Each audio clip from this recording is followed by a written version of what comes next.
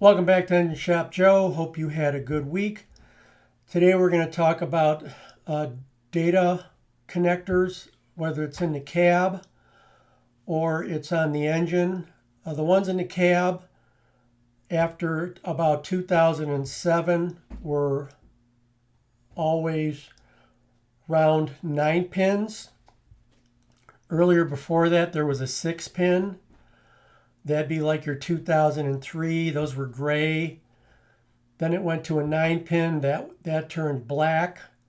And then just recently, the black 9 pin has turned into a green 9 pin in the cab. Just we're talking about in the cab. And the green 9 pin notes that the communication can be as high as 500K on the data bus. The black 9 pin notes that the maximum data connection speed is 250K. And then when you get onto the engine, you've got a 3 pin, and that can be, the 3 pin can be 250 or 500K. Of course, you've got to have a communicator that can communicate at 500K. If you're using the Nexus, it's got to be the Link 3.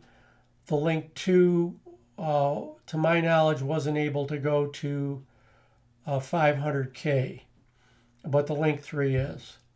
And I think the Link 3 can actually go up to 1000K if they end up going there. So let's get back to our plugs. If you've got if you've got a Link 2 and it's got a black plug or a gray housing on the plugs that plug into your communicator and then into the dash, your black or gray plug would be able to plug onto the green plug, but you'll never connect. Why? You won't connect because they swapped a couple terminals in the green plug. So you've got to have an adapter. If you buy the Link 3, and I'm not pushing that product, it just so happens we use it, so I know about it. If you buy the Link 3, the set of plugs that comes with it, one is an OBD type plug, like you have in a car, and the other is a round 9 pin and it's got green on it.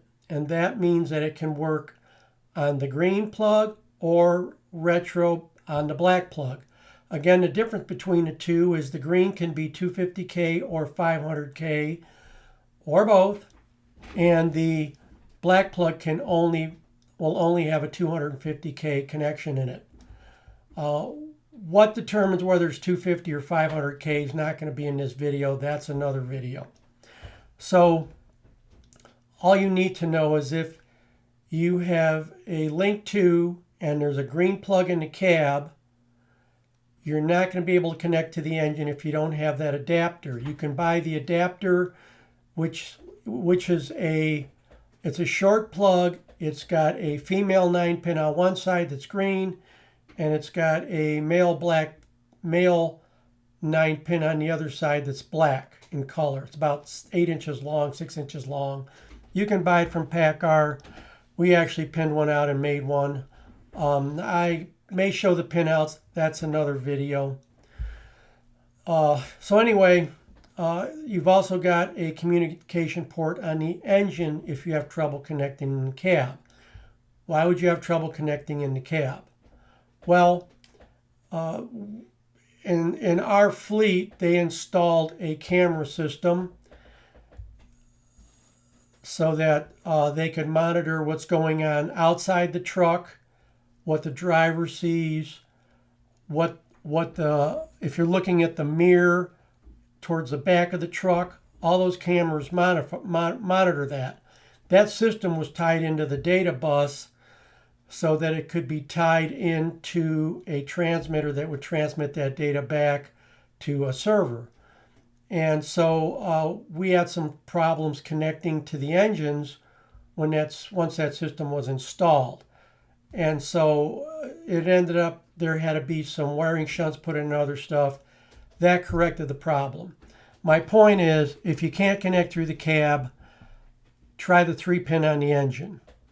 The 3 pin on the engine is a private data link. You're not going to have all the stuff that's in the cab or on the truck involved in this. It's just the engine. So if you can't connect on the engine, there's something going on either with the ECM or the terminator resistor in that harness. So let's take a look where the 3-pin in is on an ISX. I've already talked about where they are on mid-range engines. The 3-pin is either very close to the ECM plug. It's always on the engine plug, not the OEM plug. It'll be very close to where the harness goes into the ECM plug itself. It'll be a little stub off of there. Or on the mid-range L9s and B67s, sometimes you can find it up by the top left corner where the injection pump would be on an L9. You'll see it in the harness there. So take a look there. On industrial engines, sometimes you find it on the other side where the air conditioning or alternator compressor would be. But it's a short stub off of the engine harness, and it'll be a 3-pin. There'll only be 2 wires in it. They're A, B, and C. A is your positive data wire, B is your negative, and C is the shield, which they do not put on the engine plug. And they'll only have a green and yellow wire if it's not painted. So if you see the green and yellow wire, that'll tell you, hey, that is the data plug. Okay, let's take a quick look at what the data plug looks like on the engine. So here you see the 3-pin. It's just about in the center of the picture. And if you look, it comes out of the same stub where the ambient air pressure sensor to the far right comes out. And both of them are tied to the harness. And this 3-pin's been cut off of the harness and used. That's why there's no tie around it holding it tight to the harness. I'm going to move to a close-up of that 3-pin. And you can see there's a terminal in the A and B wire, but there's nothing in the C, which is on the bottom. That's a deadhead, just to keep water and moisture out of the plug. This will never have a terminator on it. If you put a terminator on this, which is a 120 ohm resistor, if you put a cap on there with one of those blue ends in it, you'll shut down the VGT turbo and you'll shut down all the communication on a data bus. So this is just a straight old capped 3-pin. This is an older Pete. It's got the green connector from the Nexus Link on it. It's plugged into a black plug, and this has got an 871 in it, and we're communicating here at 256K, not 512K. That was a standard protocol, and that was off of the older Link 2. That's what the plug looks like on the older Link 2. And here we've got another view. The green arrow points up to where the cap is on that plug. On the newer trucks, that plug faces straight down out of the dash where your clutch pedal would be. Most of the new trucks we have the Ultra Shift, so there is no clutch pedal anymore. But that's where you find the port sticking straight down. They're still in the same place on the engine and probably will be. So thanks for joining me in Engine Shop Joe. See you next time.